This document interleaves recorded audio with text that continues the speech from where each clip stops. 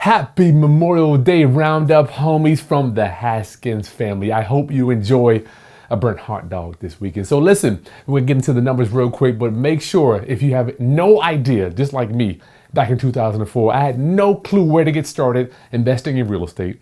Right now, get signed up. I've brought it to you. I've taken the time out of my life to create real estate investing foundations. Where do you get started? What's available to you? Just like today, what is wholetailing? What is retailing? What is wholesaling? Seller financing, foreclosures. How do you get started with lease options? Subject to all that stuff is going to be included in real estate investing foundations, and I put it together right now here in Memorial Day. Get started. The link is in the video description, along with a bunch of other goodies. I look forward to seeing you inside of our training. So usually when you're buying houses to flip, fix them up and sell them, you do all the repairs and bring it up to A+ standards. We call that ARV. That's when you're gonna go retail them, listing them with a real estate agent. But sometimes you don't wanna do all the work. You do some of the work, the heavy lifting, and you sell it a little bit below market value. We call that real estate wholetailing. It's not necessarily wholesale, which is really low, and not all the way up to ARV and A+ standards, which is retail, okay, which is super high. So in this video, we're gonna go through this property together. I just bought this house last week. You can see, I'm gonna show you my daughter got the money order. She went to the bank and got the cashier's check for us. And we're gonna go over the numbers together to see, do I wanna wholetail it or do we want to retail it, right? So, and a lot of this has to do with time. So let's get into it.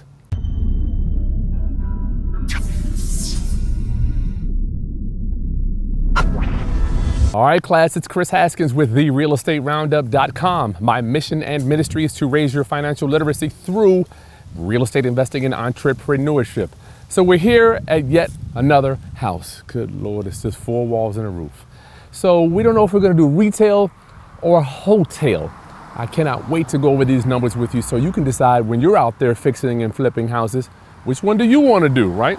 So let's look at the exterior real quick before we go inside. So how you good on the shot, eh?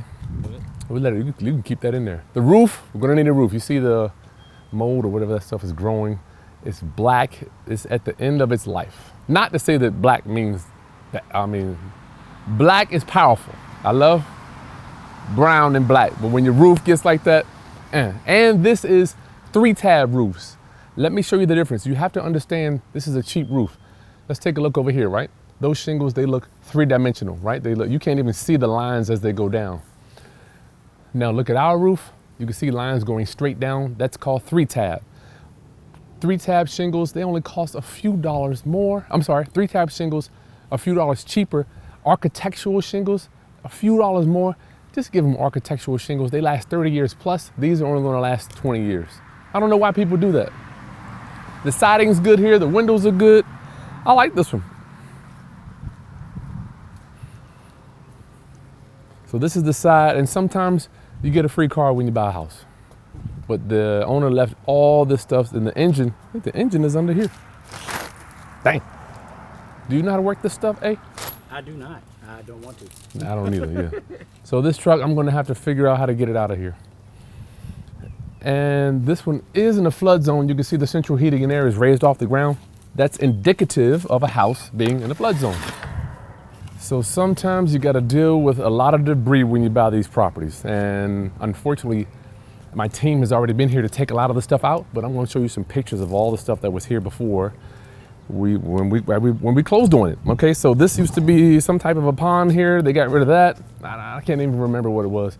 Another pond over there. So all this stuff here has to be landscaped.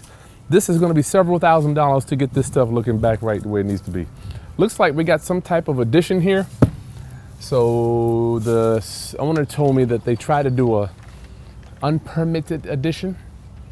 Always, before you buy a property and you see some work has been done, go to the city. Ask them if there are any open or closed permits so you know what type of work has been done. All this stuff has to be deleted here. Aaron, this stuff got to go. So this is an addition here. I don't quite know what they were doing, but I know that we have to deal with it. So from the story was, we haven't even gone inside yet. Good Lord. The story was they wanted to build this addition here and put a hot tub in it. So the owner has the hot tub, but apparently one of the loved ones died before they could install it. So we are here to clean it all up. Look at this addition, y'all. Isn't this nice? This is just gorgeous. This is like a 350 square foot addition. So you come out of the house and come out here hanging out, hot tub. So man, look at that, eh? Isn't this nice? So all this comes in mind when you're talking about retailing it or wholetailing it, right? Selling it below market value. So I'm gonna have to decide whether we're gonna do this hot tub. I don't wanna do it. What I'm thinking Ron will probably do, we already talked about it. We'll just level this floor off, put some decorative tile in there and call it a day. I'm done. I'm not dealing with hot tubs. Now the problem with the hot tub is, the seller told me that the door here is not big enough to fit the hot tub through the door, which is why it's not in here. Another reason that they said.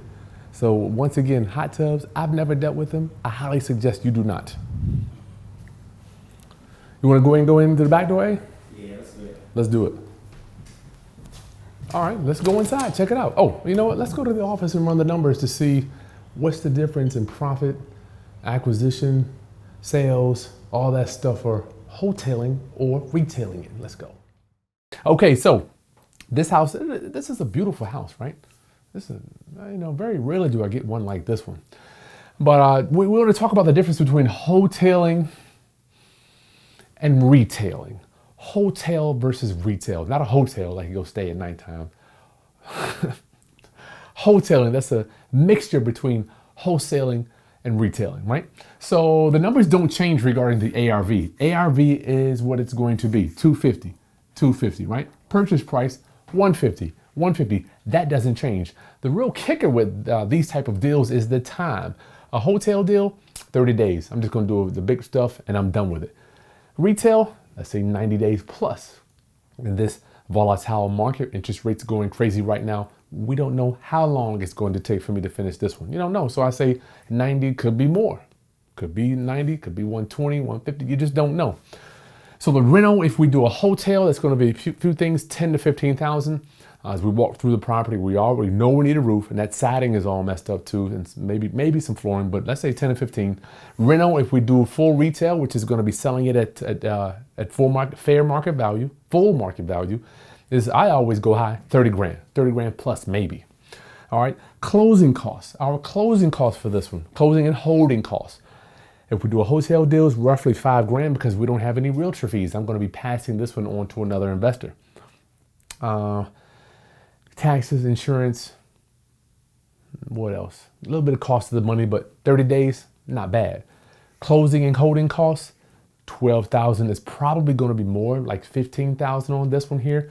Because we do have realtor fees on this one, and I'm able to shave off 3% of my realtor fees because we use something called a flat fee broker. Now make sure you look into that in your area. Man, that has saved me. I can't even tell you how much money over the years.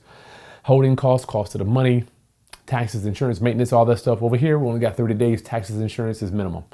So let's see here. Sales price, if we do a hotel, I'm going to try to get 215. Let's see if I can get that. Sales price, if I sell it for retail, is my ARV, 250,000. There we go. So the profit, if you look at doing a hotel deal, let's look at our profit.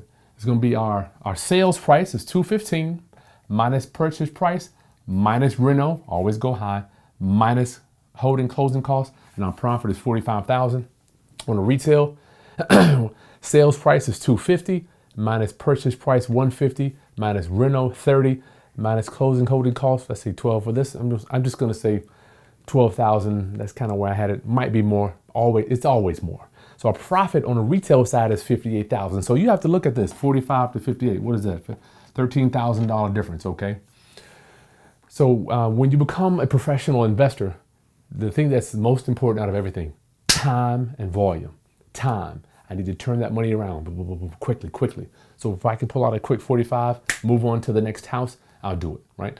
So continue to watch and stay subscribed to the channel because I don't know what we're going to do with this one. I don't know if we're going to retail it, wholesale it, but retail it or wholetail it. But I want you to see what it looks like inside and take a second to subscribe to the channel, my roundup homies. You know I love you. As we pass 103,000 subscribers, like this content and share with anybody else that you think needs to get involved with the real estate investing world. Maybe they need to buy their own property, right? All right, let's get back to it. So what'd you think about those numbers? Let me know what you would do in the video description below. Would you do wholetail or retail? So this is actually one of the nicest houses I've ever purchased. Flooring's good, light fixture's good, paint actually okay, fireplace. Usually you know these houses are just falling apart at the seams. Usually, what is it? Busted and disgusted.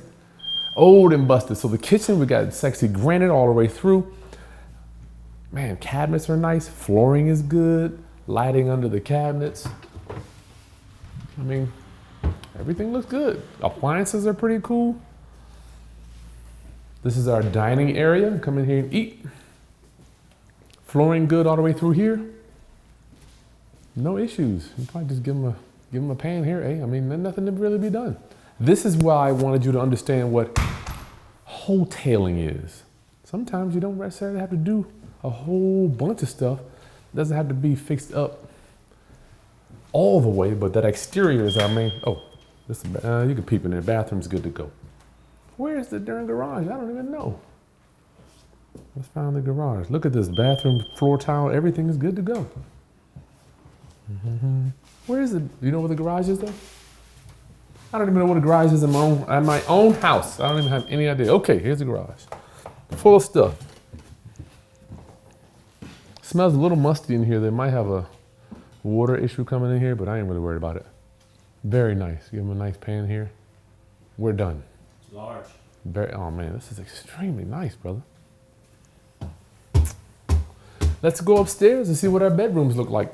This is our little utility room. How are you on lens? Are you good with that lens? I'm good. Okay. Flooring on the stairs is good. So my team has already been in here to yank out this carpet. That's the thing you was hearing. The carpet's been yanked out. You can just pop in there. Windows are good. Look at this flooring here. It's just phenomenal. Flooring in good shape. Our communal bathroom looks good. I'm gonna pull this door so we can kill that noise. Oh, that's not in that room. I think it's in the hallway. That bathroom is in good shape, right? Yeah, it's perfect. So I haven't even been into, this is just another room you can peep. All it is 4 walls, good shape. So let's go into the primary bathroom. This is the, let's see, I don't know, is this the primary bedroom? Yep, looks like it is. So we got there we go. Bathroom in good shape. Hey, to give them a shout there. So this property here, man, is in excellent shape. Actually, it's in phenomenal shape, would you say? I would. Main thing, I will not be able to sell it with that flooring like that. That's the main thing. Got a little look over here. Isn't this nice? You can look over downstairs. Hey, what you doing down there? So make sure you subscribe to the channel so you can follow along to see whether we retail it or wholetail it, right? The main things I have to consider with this one is going to be that roof, that bad roof. Can't sell it with that. The flooring upstairs, right? And down here, a little few pieces. And that daggone addition. Oh man, that's going to be nasty. We have to decide, are we going to put the hot tub in? Are we going to fix the floor, fix the wall, all that stuff? And some of the siding outside. You see, notice that siding it's not even up on the house. You cannot sell a house retail unless it has siding and you can't have any exposed wood, okay? So like the content, share with anybody else that needs to understand these real estate investing concepts. I'll see you on the next video. Peace.